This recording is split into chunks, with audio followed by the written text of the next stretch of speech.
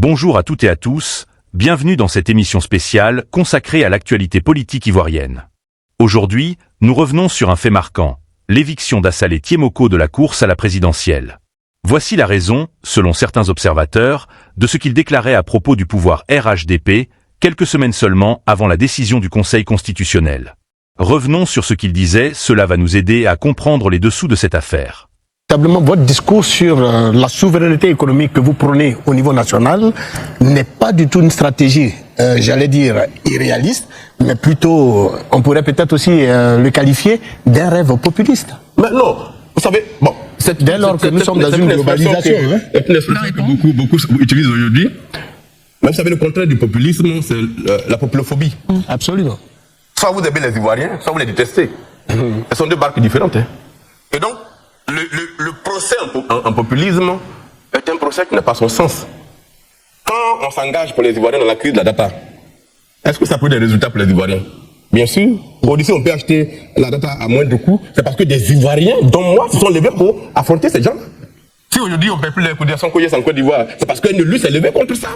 Et donc, le combat social a un impact. C'est vrai que, vous savez, moi je suis un peu dans l'esprit libéral, mais avec une forte dose de social.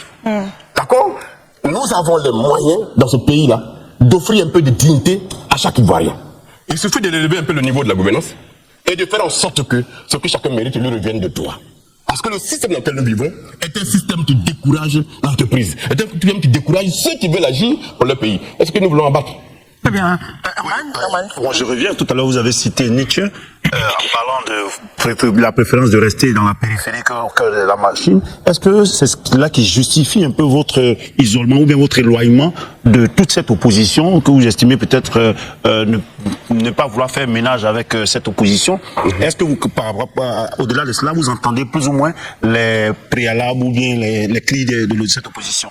Oui, mais ADCI a produit un communiqué très clair. Lorsque des potentiels candidats ont été retirés de la liste électorale, on a produit un communiqué très clair. Dans mon discours de mai à Yopougon, j'ai dénoncé ces exclusions. À Yamoussoukro le 14 juin, j'ai encore dénoncé les exclusions. Je ne suis pas isolé de l'opposition. Je suis un citoyen qui a son parcours qui lui appartient et qui fonctionne de sa propre dynamique. Le meeting de Kapsi à Yopougon, ADCI a participé. On y était. La dernière marche de l'opposition à Yopougon, ADCI a participé, on y était, moi j'étais pas là, mais mouvement a participé à ce truc. Ça veut dire qu'il y a des combats, il y a des questions sur lesquelles nous partageons le même avis que l'opposition. Mais c'est pas sur toutes les questions que nous partageons le même avis. Et nous voulons rester dans notre... Quelles sont les questions de divergence? Voilà, de divergence, par exemple, c'est la question. Les points de divergence? Les points de divergence que nous avons, c'est de faire croire que l'élection est gagnée d'avance. C'est de faire croire, par le parti au pouvoir, c'est de faire croire que la liste électorale est tellement corrompue qu'elle garantit une victoire automatique au RHDP. Nous ne sommes pas d'accord avec ça. Parce que ça, c'est de nature à démobiliser les Ivoiriens et ils n'iront pas voter. C'est la CEI. C'est la CEI. Bon, c'est la CEI. Vous savez, moi j'ai fait une proposition de loi sur la CEI. Elle est encore sur la table du Parlement. Laquelle? À savoir que nous devons réformer en profondeur notre CEI. Notre CEI est victime de sa configuration. C'est les partis politiques qui ont voulu cette CEI-là. Moi, j'étais au Parlement quand on a fait la modification de la loi sur la CEI pour intégrer la PPSCI dans le bureau central. Mais si vous voyez les minutes ou la vidéo de mon intervention, mais j'ai dénoncé les partis politiques. Parce qu'en réalité, ce que chacun veut, c'est de contrôler l'appareil. Nous pensons que cette CEI-là, il faut la réformer en profondeur. Très bien. Mais le temps pour le faire n'est pas maintenant. Comment jugez-vous les propos tenus? Non, vous n'avez pas la parole. Oui, c'est vrai. Élisée d'abord, il demandait la parole. Vous avez raison, Christophe. Monsieur Assalé, honorable, à vous écouter, on sent que vous portez des valeurs. Est-ce que vous pouvez nous dire exactement ces valeurs que vous portez? Et la deuxième question, vous avez vu en tandem avec monsieur Toby. Là, vous avez déposé votre candidature. Ce soir, on a vu monsieur Toby déposer sa candidature. Tout à fait. Doit-on comprendre que c'est juste une alliance de partis qui sont mis ensemble, pardon, d'acteurs politiques qui sont mis ensemble? Ou bien c'est une fusion qui est prévue, ou bien qui est en vue. Et on veut bien comprendre. Et là, on parle d'Agina. Alors, sur la première question, quelles sont les valeurs que nous portons? Mais les valeurs que nous portons, tout le monde les connaît. Nous sommes pour la probité de l'engagement politique. Nous sommes pour l'amour du peuple de Côte d'Ivoire. Nous sommes pour que la bonne gouvernance soit le premier facteur pour occuper une fonction dans ce pays. Nous sommes pour que la Côte d'Ivoire s'occupe de ses enfants. Voilà un résumé des valeurs que nous portons. Ensuite, sur Agina. Sur la coalition qu'on a créée, mais c'est une coalition qui est liée au profil que nous portons. Vincent Toubi et moi, nous portons pratiquement le même profil, nous portons un discours commun sur des questions qui traitent les Ivoiriens. Notre alliance est stratégique. ce n'est pas avant la décision du Conseil constitutionnel que nous dévoilons le contenu de l'Alliance. Nous attendons le 10 septembre. Si le Conseil constitutionnel valide nos deux candidatures, à partir de ce moment-là, nous prenons une position que vous verrez. Si nous ne souhaitons pas qu'un passe et l'autre ne passe pas, là également, nous prenons une position. Non, on voit déjà qu'il y a une possibilité de fusion quelque part. Bon, ça, c'est une parenthèse. On écoute Daouda. Ils sont déjà Monsieur Assele Timogo, moi, ma question elle sera vraiment simple. C'est qu'aujourd'hui, techniquement, quand vous regardez un mastodonte comme le RHGP, comment est-ce que vous comptez faire pour gagner face au RHGP?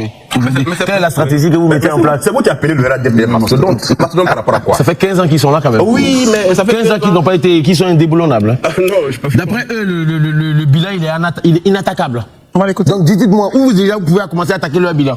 Parce que vous êtes très fort dans ce domaine. Oui, mais vous savez, ce qui fragilise une partie de l'opposition, c'est parce qu'elle a déjà gouverné. Et donc le RHDP leur oppose le passé. Quel est le passé que le RHDP peut m'opposer quand je critiquerai leur gouvernance? Mais déjà votre gestion de Thiès Salé?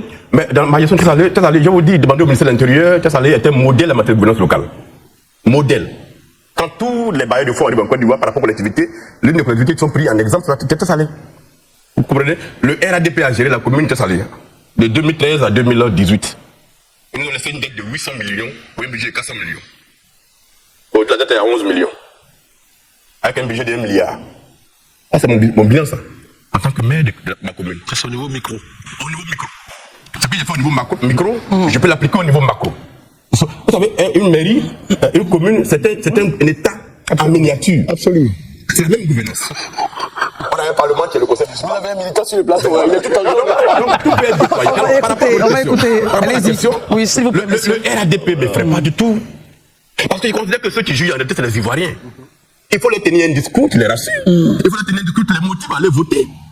Et donc, le RHDP n'est pas, par rapport aux législatives, par rapport aux municipales, par rapport au régional, ils ont la majorité. Mais ceux qui votent en Côte d'Ivoire et qui ont voté le RHDP ne sont pas majoritaires. Je crois en termes François Mitterrand. Voilà. Et donc, pour nous, si les Ivoiriens veulent le changement, il est dans leurs mains. Leur bulletin de vote est l'arme la plus redoutable qu'ils peuvent utiliser pour faire le changement. Mais ils ne vont pas voter. Et après, ils se plaignent de ce que les choses Non, on ne peut pas présumer qu'ils ne vont pas voter. Ah, mais non, depuis 2010, ils ne votent pas. Oui, mais on les appelle. Il y a une élection qui arrive. Depuis 2010, ils ne votent pas. Oui. Depuis 2010, Il faut être conscient. Donc, ils sont les gens à aller voter.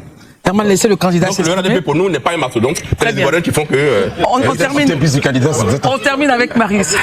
Lorsque la période de la campagne présidentielle s'ouvrira, eh bien, nous aurons des grands discours et des véritables débats. Eh bien, nous souhaiterions véritablement vous recevoir sur ce plateau. Vous savez ce que je vais vous dire? Ce que je vais vous dire, c'est que, contrairement aux autres candidats, moi, je suis un journaliste d'investigation. D'accord. Donc, il y a des choses que je sais. Bien sûr. Sur la gouvernance de ce pays-là. Il y a des pratiques dont je suis au courant. Et ça, c'est le RHDP. Quand on parle de notre bilan inattaquable, vous savez, le bilan des infrastructures, le débat, on peut le faire. En période de paix, en période de stabilité, n'importe quel président peut avoir les mêmes ambitions de construire des infrastructures. Mais un héritage pour un président qui est en place, ce n'est pas les infrastructures. Qu'est-ce que c'est? C'est l'héritage politique. C'est la réforme des institutions. C'est la santé que nous bâtissons. C'est les valeurs que nous laissons à la nation. C'est ça qui est l'héritage politique. Donc aujourd'hui, vous estimez qu'on n'a pas une bonne institution? Daouda, tu as la parole? Je considère que nos institutions sont trop liées aux individus qui les dirigent. Très bien. De sorte que, quand le président dit, quand au RHDP on dit que le président reste en place parce qu'il faut de la stabilité, il faut de la paix, ça veut dire qu'on n'a pas d'institution. Parce que si le président sort, le pays ne vit plus.